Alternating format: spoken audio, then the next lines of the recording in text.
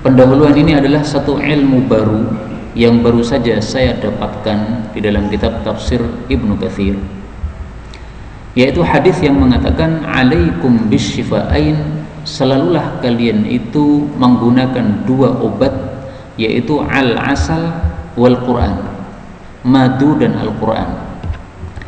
Ini tidak benar bahwasanya perkataan ini sabda Nabi Shallallahu Alaihi Wasallam. Yang benar ini adalah perkataan dari sahabat Nabi Shallallahu Alaihi Wasallam, yaitu Abdullah ibnu Mas'ud radhiyallahu anhu. Ya. Adapun riwayat yang mengatakan bahwasanya ini adalah qala Rasulullah, adalah ini sabda Nabi, ini adalah riwayat yang dhaif. Nah, yang baru bagi saya adalah bagaimana cara kita berobat dengan Al-Quran dan madu. Kalau dengan membaca Al-Quran atau dengan meruqyah itu sesuatu yang sudah wajar lah, atau sesuatu yang sudah sering kita dengar gitu. Tapi ternyata di sini ada ilmu baru dari Ali bin Abi Thalib radhiyallahu taala anhu. Beliau mengatakan, apabila arada ahadukum, seseorang di antara kalian itu ingin asyifa, sembuh, misalnya sakit apa, gatal atau sakit kulit atau sakit gigi atau apalah ini, falyaktub, maka adalah dia tulis ayatan, satu ayat, min kitabillah, dari Al-Quran. Nulisnya di mana? Fi sahfah, pada satu wadah, satu piring atau satu gelas atau satu bejana atau satu mangkok ini. Wal yaghsilha bima'is sama, lalu hendaklah dia cuci tulisan itu dengan air dari langit, air hujan. Karena kalau tinta kasih air itu kan jadi tercuci, jadi hilang. Nah, maka ditulis dengan tinta, kemudian ditambahi air hujan. Wal ya'khud, lalu hendaklah dia mengambil min imra'atihi, dari istrinya, dirhaman, satu dirham. Kalau sekarang ya uang, anti binafsin minha, dengan sukarela dari istrinya. Jadi minta izin dulu, karena apa? Ini milik dia. Wal yashtari bihi asalan, dan hendaklah dia membeli dengan dirham tadi satu madu. Fal yashrabhu bidzalik, lalu hendaklah dia meminum dengan air tersebut. Jadi dicampur dengan air hujan, campur madu. Fa innahu syifa, maka sesungguhnya itu adalah satu kesembuhan. Nah, perkataan Ali bin Abi Thalib ini menurut Ibnu Katsir adalah min wujuh, dari sebab beberapa dalil. Dalil yang pertama, Allah mengatakan wa nunazzilu minal qur'ani ma huwa syifa, kami turunkan Al-Quran sebagai kesembuhan. Maka prakteknya menurut Ali bin Abi Thalib, tulis satu ayat dalam satu wadah. Meskipun rata-rata ulama maksudnya di sini adalah dengan dibaca, tapi ternyata ada juga ulama yang menafsirkan ditulis dalam satu wadah. Wa nazzalna minas sama'i ma'an mubaraka, Allah juga mengatakan kami turunkan dari langit air yang berkah. Nah, maka campur dengan air hujan tadi. Dan Allah juga mengatakan fa in tibna lakum an syai'in minhu nafsan faquluhu hani'an mari'a, kalau istrimu merelakan untuk kamu sesuatu dari hartanya, maka makanlah harta tersebut dengan nyaman dan aman. Fakuluhu hani'an mari'a. Demikian juga Allah mengatakan tentang masalah madu, fihi syifa'ul linnas, di dalam madu ada kesembuhan dari penyakit untuk para manusia. Nah, maka Ali bin Abi Thalib itu mengumpulkan 4 ayat ini, kemudian diterapkan dalam satu pengobatan. Ayat yang pertama adalah bahwa Al-Quran sebagai obat. Ayat yang kedua adalah bahwa air hujan adalah berkah. Ayat yang ketiga adalah kalau istri kita merelakan hartanya, maka makanlah dengan nyaman, halal, aman. Dan ayat yang keempat bahwa madu adalah obat untuk manusia. Nah, pertanyaannya, riwayatnya Ali bin Abi Thalib ini, perkataan Ali bin Abi Thalib ini, derajatnya apa? Nah, di sini sudah ada nomor 4, ini penjelasan. Ya, kita lihat di bawah nomor 4. Qala Ibnu Hajar fil Fath, berkata Ibnu Hajar dalam kitab Fathul Bari juz 10 halaman 170, bahwasanya riwayat ini akhrajahu Ibnu Abi Hatim, diriwayatkan oleh Ibnu Abi Hatim fit tafsir, dalam kitab tafsirnya, bisanadin hasan, dengan sanad yang baik. Nah, maka ini bisa dipraktekkan. Siapa yang sakit, ambil air hujan, tulis satu ayat dalam wadah, piring dan sebagainya dengan tinta, kemudian campurkan air hujan padanya sehingga tulisannya itu campur jadi satu dengan air hujan, kemudian tambahi madu, diminum. Ini enggak ada masalah, ini bukan bid'ah, karena ini satu perbuatan sahabat Nabi SAW yang tidak diingkari oleh para sahabat-sahabat yang lain. Kalau mau pakai ruqyah alias dibacakan, ditiupkan juga lebih bagus, karena itu yang langsung diakui oleh Rasul sallallahu alaihi wasallam. Baik, inilah muqaddimahnya. Sekarang kita lanjutkan pengajian kitab Bulughul Maram. Hadis yang terakhir kita baca dulu adalah hadis 1030 dalam kitab saya, nomornya begitu. Yaitu hadis bahwasanya kalau seseorang ingin mengumpuli istrinya, maka hendaklah sebelum proses mengumpuli dia membaca bismillah supaya berkah, dan dia membaca doa Allahumma jannibna syaitan wa jannibis syaitan ma razaqtana. Ya Allah, jauhkanlah kami dari setan dan jauhkanlah setan dari anak yang Engkau akan rezekikan kepada kami, supaya kalau ditakdirkan lahir anak dari hubungan itu, maka setan tidak akan bisa memadharati anak tersebut selama-lamanya, yaitu tidak bisa menjadikan dia kafir atau menjadikan dia musyrik atau menjadikan dia fasik. Insya Allah nggak bisa.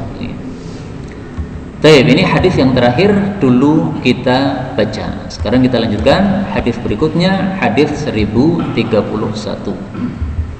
Ini bagi yang sudah menikah, ya mungkin sudah sering membaca hadis ini, ya tinggal dipraktekkan terus. Bagi yang belum menikah, ini adalah sedia payung sebelum hujan.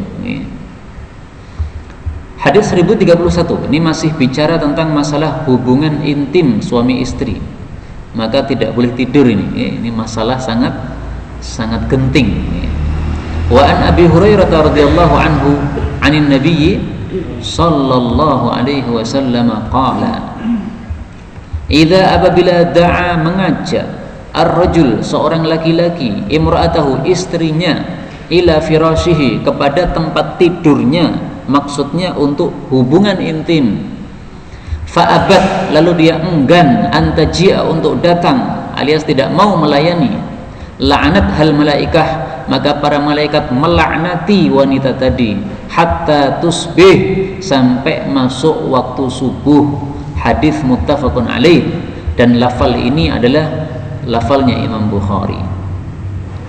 Adapun lafalnya Imam Muslim kalimatnya berbeda.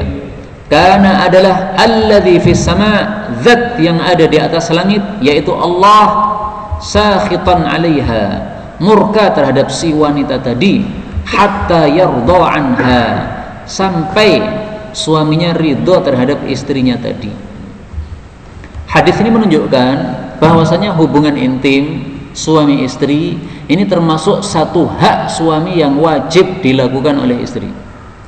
Dengan kata lain, istri tidak boleh menolak kecuali ada sebab. Misalnya istri sakit, nah ini ada uzur, nggak ada masalah.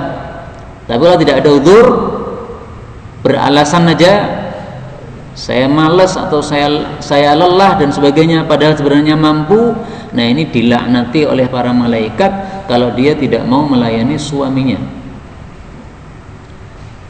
Bahkan saya temukan dua hadis Nabi SAW sangat dahsyat menunjukkan perempuan harus memberikan dirinya kepada suaminya apabila diinginkan oleh suaminya.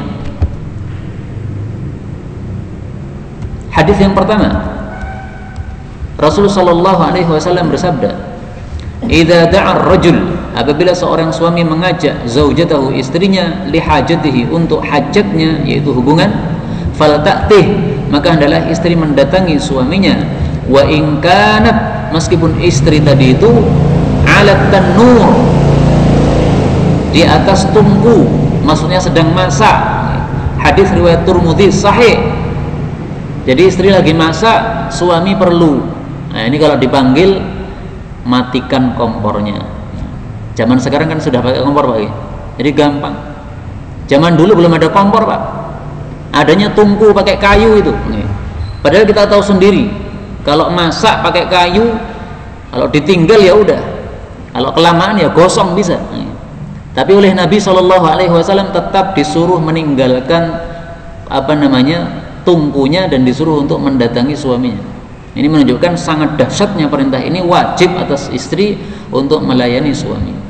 Hadis yang kedua lebih dahsyat lagi, karena tidak hanya di atas tungku, tetapi Rasulullah SAW bersabda,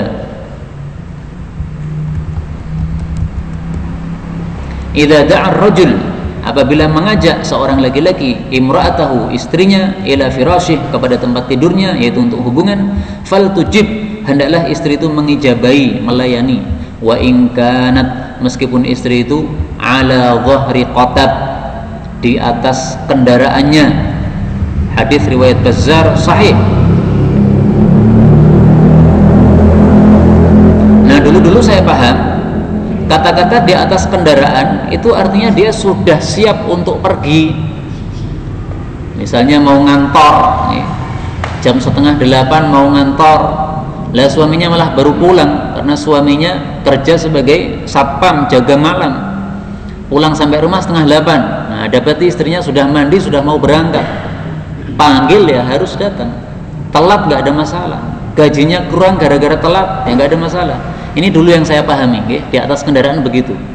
Ternyata ada tafsiran dalam hadis bahwasanya di atas kendaraan itu bukan itu maksudnya, yaitu apa?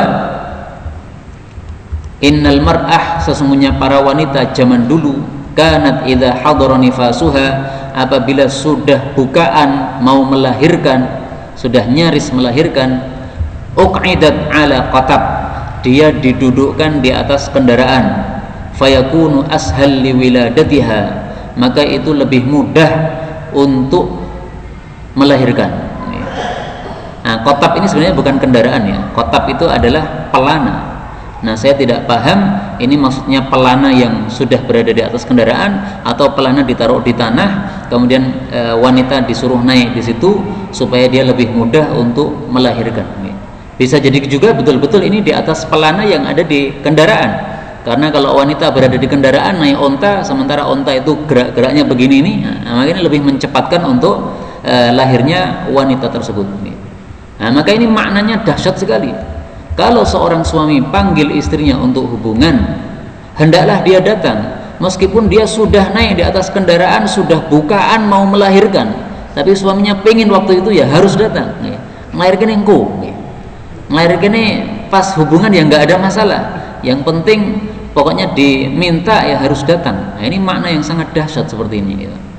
Meskipun bukan begitu maksudnya betul-betul ya, tidak mungkinlah suami panggil dalam kondisi begitu, tetapi maksudnya ini adalah saking dahsyatnya kewajiban itu sampai tidak boleh ditinggalkan dengan alasan apapun kecuali betul-betul ada udzur yang ma'qul. Tapi kemudian kita ambil beberapa faedah. Faedah yang pertama, dalam hadis ini disebutkan apabila da'ar rajul, suami mengajak istrinya. Nah, muncul pertanyaannya apa? Pertanyaannya yaitu kalau dibalik, kalau istri mengajak suaminya gimana? Wajib melayani apa betul? Meskipun ini jarang Pak nggih. Mosok sing wedok sing ngajak wah ora sopan men nggih. Oh, itu kan menurut panjenengan ra sopan nggih. Menurut wanita Arab biasa itu. Karena saya punya teman kuliah di Mesir, dia cerita dia punya teman dari Indonesia nikah sama orang Mesir. Nah, kalau Ramadan buka puasa itulah istrinya diajak langsung ke kamar Pak. Ayo bukan yang kamar. Ayo bukan makan gini Pak. Bukan yang ngoten niku. Nah, itu istrinya Arab. Nah, maka mengajak biasa seperti ini. Nah, sekarang pertanyaannya kalau yang mengajak istri apakah suami wajib melayani? Di sini para ulama berselisih pendapat. Tapi yang dalam hadis memang di sini Rasul hanya menyebutkan suami ajak istrinya, maka ini tidak berlaku untuk sebaliknya. Meskipun istri punya hak juga. Ada seseorang setelah menikah dia tidak pernah menggubris istrinya karena dia sudah sibuk dengan ibadah. Jadi sejak menikah itu nggak pernah noleh sama istrinya Pak. Malam pertama ditinggal tahajud, malam kedua tahajud lagi, malam ketiga tahajud lagi. Istrinya judek ya. ki jane kurang apa aku nggih. Wis dandan ayu-ayu tapi ra digagas. Nah, akhirnya dilaporkan kepada Sayyidina Umar. Sayyidina Umar panggil seorang yang cerdas, "Ini tolong kasih hukum untuk orang kayak begini." Nah, maka beliau mengatakan, kalau memang kamu suka ibadah seperti itu, ya kamu tetap harus memberikan kepada istrimu dalam 4 hari 1 kali. Maka ditanya oleh Sayyidina Umar, loh kok bisa 4 hari 1 kali, gimana itu? Karena seseorang itu maksimal boleh menikahi 4 orang wanita. Nah, kalau menikahi 4 orang wanita, berarti 1 wanita dapat jatah setiap 4 malam 1 kali. Nah, maka beliau memberikan hukuman, memberikan keputusan untuk kamu supaya tidak menzalimi istrimu 4 hari 1 kali kalau memang dia meminta. Tapi kalau tidak meminta ya terserah, terserah suaminya mau 1 bulan sekali atau 1 pekan sekali, terserah. Faedah yang kedua, dalam hadis ini disebutkan fa'abat antaji, istrinya tidak mau datang. Apakah semata-mata istri tidak mau datang ini sudah menyebabkan malaikat melaknat? Ternyata kita dapatkan jawabannya tidak.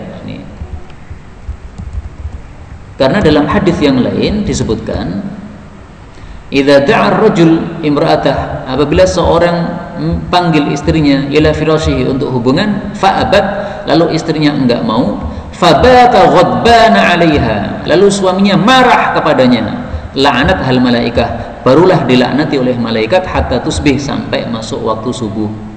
Jadi kalau suaminya enggak marah itu enggak apa-apa, Pak. Nah, kalau suaminya marah, barulah itu dilaknati oleh malaikat. Karena ini riwayatnya lebih lengkap. Ini muttafaqun alaih juga. Nah, maka sebenarnya sangat bagus kalau hadis yang ditampilkan di sini adalah kalimat yang lengkap, yaitu ada tambahan fabata ghadban, suaminya marah. Karena ada seorang suami yang kadang-kadang saking lembutnya kepada istrinya, istrinya lagi agak lelah, agak malas, enggak mau, maka suaminya mengatakan, ya udahlah nggak apa-apa, tapi kalau besok saya punya istri baru jangan marah. Nah, paling ngomong gitu aja, tapi nggak marah. Nah, maka kalau nggak marah nggak ada masalah. Tetapi itu kurang bagus.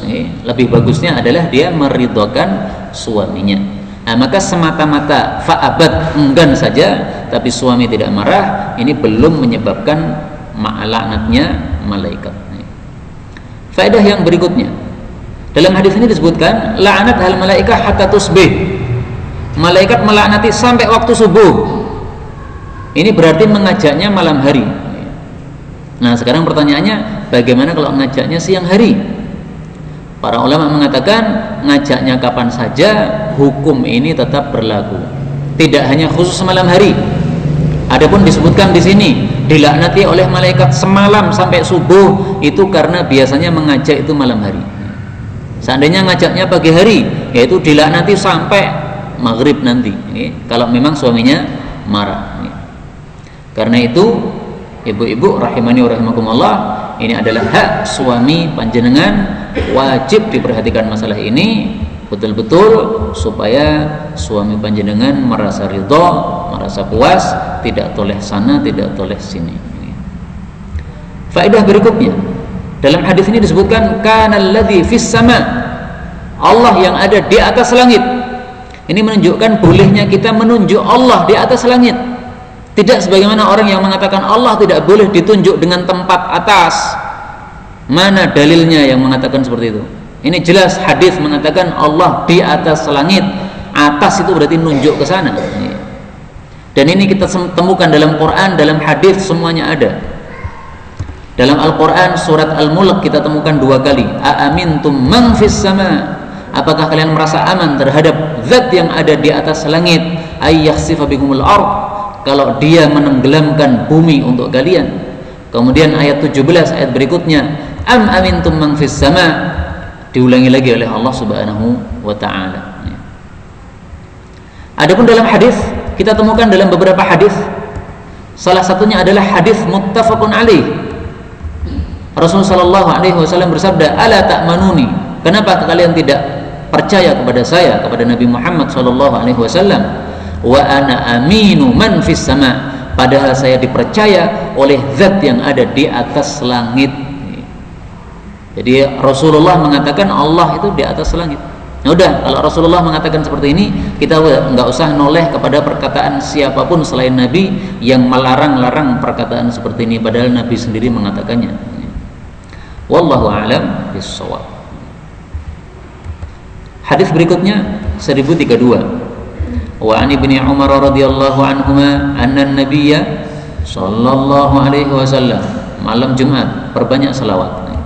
La'anal wasilata, beliau melaknat wanita yang menyambung rambutnya, wal mustausilah, dan wanita yang minta disambung rambutnya, wal wasimah, dan wanita yang mentato, wal mustausimah, dan wanita yang minta ditato. Hadis muttafaqun alaih. Hadis ini menunjukkan bahwasanya istri meskipun wajib taat kepada suami, tetapi jangan taat dalam perkara-perkara yang maksiat. Contoh perkara maksiat apa? Ini, menyambung rambut. Suami minta rambutmu disambung dengan rambut yang lain supaya kelihatan panjang, supaya lebih cantik. Meridhokan suami, mencantikkan diri, tapi kalau dilarang oleh Allah nggak boleh. Maka kalau suami minta tolong berikan ciu, maka istri tidak boleh taat, karena ini ciu haram. Suami bilang tolong belikan rokok misalnya, sementara suami istri udah sepakat rokok itu haram, nah berarti nggak boleh taat. Tapi kalau masih mengatakan makruh, ya mentaati nggak apa-apa, karena makruh itu berarti bukan haram, berarti masih boleh meskipun tidak baik. Tapi kalau dua-duanya sepakat rokok itu haram, ya berarti tidak boleh mentaati, disuruh beli rokok. Tapi kembali ke sini, ini adalah larangan yang keras dari Nabi SAW. Satu, menyambung rambut. Yang kedua adalah membuat tato. Bapak Ibu rahimani wa rahimakumullah, dalam hadis ini disebutkan al-wasilah, wanita yang menyambung rambut. Titik. Nggak ada penjelasan lain. Berarti ini mutlak hukumnya. Menyambung rambut dengan rambut asli, atau dengan rambut palsu, atau dengan rambut manusia, atau dengan rambut binatang atau hewan, semuanya sama, nggak boleh. Karena dalam kitab-kitab fikih itu dirinci, Pak. Kalau rambut manusia hukumnya gini, kalau rambut binatang hukumnya gini, kalau rambutnya rambut asli hukumnya gini, rambut palsu hukumnya gini. Nggak perlu rinci-rinci begitu, nggak ada dalilnya. Maka yang benar adalah kalau Nabi tidak merinci-rinci, jangan dirinci-rinci. Menyambung rambut ya udah, berarti semua rambut haram. Mau binatang, mau manusia, mau rambut asli, mau rambut palsu, pokoknya rambut haram. Nah, para ulama mengatakan kalau rambut itu diikat, bukan ditambah ya, bukan disambung, tapi diikat, misalnya digelung dengan tali yang warna-warni, bukan rambut ngikatnya, maka ini bukan termasuk yang dilarang di sini. Maka nggak apa-apa.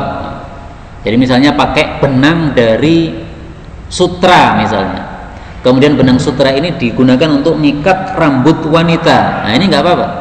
Ini bukan menyambung namanya, mengikat. Mengikat itu bukan menyambung. Yang dilarang itu adalah menyambung, menambahkan sehingga kelihatan rambutnya panjang. Nah itu tidak boleh. Termasuk apa? Memasang rambut yang sudah berbentuk kemudian taruh di belakang, dipasangkan. Nah itu termasuk wasilah, itu namanya menyambung, nggak boleh. Kemudian wasimah, mentato itu diharamkan karena dia termasuk mengubah ciptaan Allah Subhanahu wa ta'ala. Sementara mengubah ciptaan Allah itu termasuk mengikuti langkah setan, sebagaimana disebutkan di dalam Al-Quran. Allah Subhanahu wa ta'ala mengatakan pada surat An-Nisa ayat 119, wala udillannahum, sungguh betul-betul aku akan sesatkan manusia, wala umanniyannahum wala amurannahum falayubattikunna adhanal an'am wala amurannahum falayughayyirunna khalqallah. Betul-betul saya akan suruh mereka sehingga mereka mengubah ciptaan Allah. Nah, mentato itu termasuk dalam kategori apa? Mengubah ciptaan Allah. Zaman dulu mentato caranya adalah bagian bibir atau bagian punggung dari telapak tangan atau manalah dari tempat-tempat di tubuhnya yang ingin ditato itu ditusuk dengan jarum. sampai keluar darahnya. Kalau sudah keluar darahnya, maka dibubui dengan celak ataupun yang lainnya. Setelah itu akan dibentuk dengan bentuk apa? Apakah bunga ataukah burung ataukah apa, sesuai yang diinginkan. Nah, maka nanti akan berbekas itu sebagai hiasan di tangannya atau di bibirnya seperti itu. Itu namanya mentato zaman dahulu. Nah, zaman sekarang mentato dengan cara apapun sama aja diharamkan oleh Rasulullah sallallahu alaihi wasallam. Kata-kata la'ana, Nabi melaknat, ini menunjukkan bahwa dosa ini termasuk dosa besar. Karena dosa besar ciri-cirinya adalah salah satu dari 4. Diancam dengan laknat Allah, atau murka Allah, atau neraka, atau hukuman had di dunia seperti rajam, potong tangan dan sebagainya. Itu adalah dosa besar. Nah, maka ini semuanya termasuk dosa besar, haram. Saya temukan hadis yang lebih lengkap daripada ini,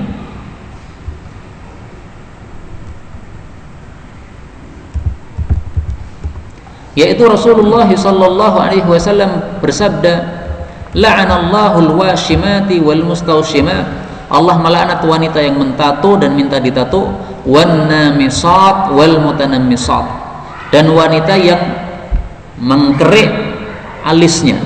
Nah, ini termasuk juga mengubah ciptaan Allah. Ini alis diciptakan oleh Allah, nah, malah dikerik kemudian diganti dengan celonehan. Nah, itu namanya mengubah ciptaan Allah, nggak boleh. Maka bulu dalam tubuh manusia ini dibagi 3.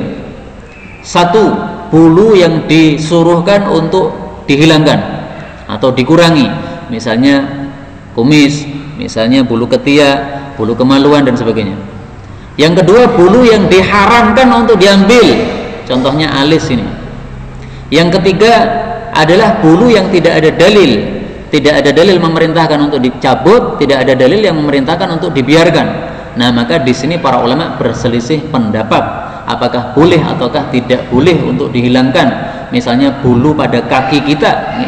Tapi yang lebih baik menurut saya tidak usah dihilangkan, karena itu juga termasuk ciptaan Allah Subhanahu wa taala. Tapi kembali ke sini, yang dilarang oleh Nabi, dilaknat oleh Allah, yang ketiga adalah yang mencukur bulu alisnya. Yang keempat, wal mutafallijat, dan wanita-wanita yang menjarangkan giginya lil husni, supaya tambah cantik. Al mughayyirati khalqallah, mereka semua itu mengubah ciptaan-ciptaan Allah. Nah, maka gigi yang sudah normal tidak boleh dipercantik. Pasang behel, kenapa? Supaya lebih cantik, nggak boleh. Tapi kalau tidak normal, dinormalkan nggak apa-apa. Giginya membuat orang malu. Kalau ketawa dia pasti nutupi gini. Kenapa? Karena giginya tidak normal, menjorok ke depan. Nah, sehingga kalau dia ketawa itu tidak pede, malu dia. Ini mengganggu seperti ini. Nah, mengganggu dinormalkan nggak ada masalah.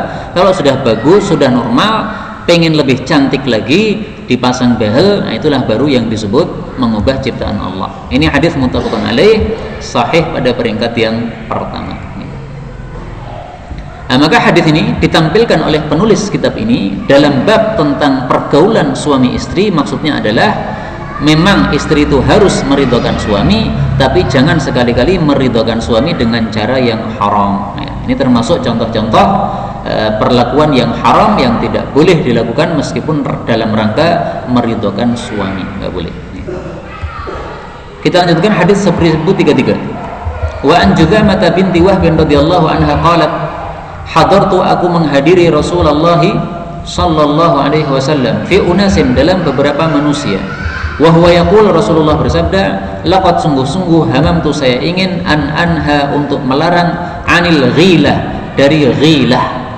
Ghilah itu adalah mengumpuli istri sementara dia masih menyusui, alias menghamili dia lagi, menjadikan dia hamil lagi sementara dia masih menyusui. Jadi menggabungkan antara hamil dan menyusui, itu namanya ghilah. Fanadhartu, maka saya melihat, firrum wa faris, pada orang-orang Romawi dan orang-orang Persia. Faidahum, ternyata mereka itu yughilun, mereka melakukan ghilah auladahum, terhadap anak-anak mereka yang masih disusui oleh ibunya. Jadi mereka menghamili istrinya padahal istrinya masih menyusui anaknya. Fala yadurru dzalika ternyata hal itu tidak memadoroti auladahum, anak-anak mereka yang disusui, syai'an, sedikit pun. Hadis ini membicarakan tentang hukum ghilah. Ghilah itu adalah menjadikan istri hamil padahal dia masih dalam masa menyusui. Orang-orang Arab sangat menghindari hal ini karena mereka mendengar para dokter mengatakan bahwa ghilah ini sangat bahaya untuk anak. Kalau kita menjadikan istri kita hamil lagi padahal menyusuinya belum selesai, nah ini nanti air susunya ibu ini akan dibagi dua berarti. Separuh untuk anaknya yang dalam perut masih janin, separuh untuk anaknya yang sudah lahir. Nah ini bisa memadoroti salah satu dari dua anak tadi. Ada kalanya anak janinnya yang termadoroti karena asupannya kurang, ada kalanya anaknya yang sudah lahir itu yang termadoroti, dan biasanya yang kalah itu yang di luar. Yang masih janin menang dia, karena setiap saat bisa ngambili dari susu ibunya. Nah, ternyata Rasul Shallallahu Alaihi Wasallam akan melarang tidak jadi karena orang-orang Romawi dan orang-orang Persia melakukan hal itu ternyata tidak madarat sama sekali. Karena itu kesimpulannya hukum ghilah adalah boleh, tidak ada masalah seorang istri dihamili lagi padahal dia masih proses menyusui anaknya, nggak apa-apa. Tetapi kata-kata ini fala yadurru dzalika auladahum syai'a, tidak memadharati anak, ini perlu kita perhatikan. Ternyata fakta menunjukkan bahwasanya kalau istri hamil sementara dia masih menyusui, ini salah satu dari dua anak bisa termadharati karena kurang asupannya. Nah, maka maksud dari kata-kata tidak memadharati itu maksudnya adalah tidak memadharati sebagaimana yang dikatakan atau diyakini oleh orang-orang Arab itu. Nanti kalau anaknya besar tiba-tiba naik kuda bisa jatuh mati, itu katanya gara-gara sebabnya ghilah. Nah, bukan itu. Kalau itu enggak akan. Tapi kalau karena kekurangan asupan, karena kekurangan susu, kemudian madarat, nah itu sesuatu yang memang fakta menunjukkan hal itu. Karena itu silahkan istri hamil lagi, dia masih menyusui, nggak ada masalah. Tetapi susu anak harus disempurnakan. Kalau kurang dari ASI ibunya, ya kasih dari susu yang lain. Jadi ditambahi asupannya supaya dia tidak kekurangan. Kemudian hadis ini membahas masalah yang lain. Tsumma kemudian sa'aluhu, mereka bertanya kepada Nabi anil azl, tentang azl. Azl itu adalah menumpahkan sperma di luar rahim atau di luar vagina.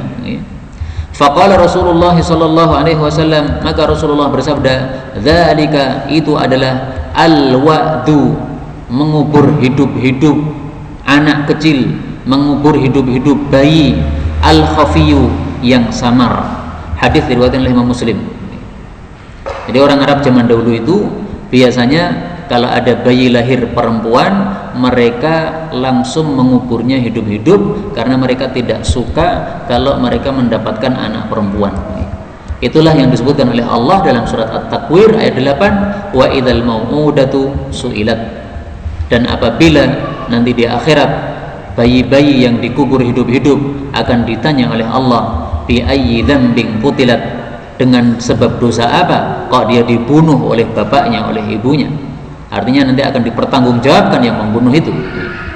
Nah, ketika Rasulullah ditanya tentang azl, seorang suami kumpuli istrinya tapi dia tidak mau istrinya hamil, maka ketika mau inzal, mau keluar sperma, mau klimaks, maka dilepas kemudian ditumpahkan di luar vagina. Ini boleh enggak? Beliau mengatakan, oh itu adalah al-wa'du, itu sama dengan mengubur hidup-hidup bayi, tetapi tidak terang-terangan, tapi al-khafiyu, samar. Nah, kata-kata ini menyebabkan para ulama berselisih pendapat tentang hukum azl. Kalau kita baca hadis ini saja, kita ambil kesimpulan berarti hukumnya haram, karena mengubur hidup-hidup bayi kan haram. Nah, ini disebut oleh Nabi mengubur hidup-hidup bayi, meskipun samar, ya sama aja haram. Karena mengubur hidup-hidup bayi mau terang-terangan atau samar-samar, sembunyi-sembunyi sama aja. Seperti minum-minuman keras, terang-terangan atau sembunyi-sembunyi sama juga haram. Tetapi kalau kita gabung dengan hadis berikutnya yang menunjukkan bahwasanya azl itu boleh, maka kita tidak akan mengatakan haram. Nah, insyaallah pada pertemuan yang akan datang kita akan baca dua hadis berikutnya yang menunjukkan bahwasanya azl itu adalah boleh, tidak haram. Adapun para ulama berselisih pendapat. Mayoritas para ulama mengatakan azl hukumnya adalah makruh, sementara Ibnu Hazm mengatakan azl hukumnya adalah haram.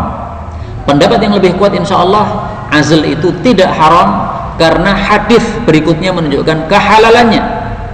Nah, sekarang ada dua hadis, satu menunjukkan haram, satu menunjukkan halal, sama-sama sahih. Caranya gimana? Kompromikan. Komprominya gimana? Ketemunya adalah tadi makruh. Satu menunjukkan haram, satu menunjukkan boleh. Berarti kalau dikompromikan jatuhnya haram. Dilarang, iya dilarang. Tetapi larangannya tidak keras, berarti makruh. Maka para ulama mayoritas berpendapat bahwasanya, saya bacakan ini ya.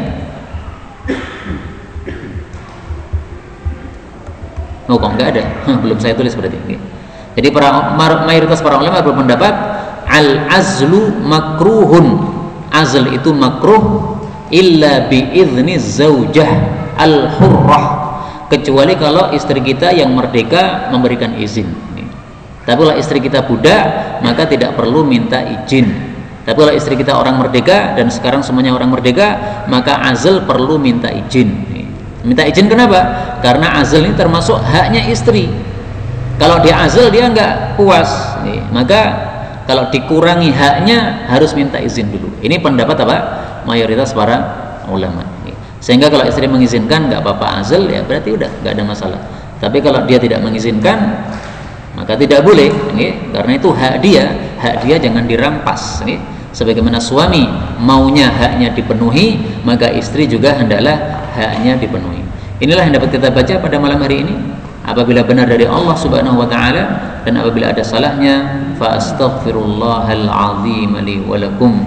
Dan masih ada sisa waktu, maka sebelum ditutup dibuka tanya jawab, barangkali ada yang berkaitan dengan masalah ini atau masalah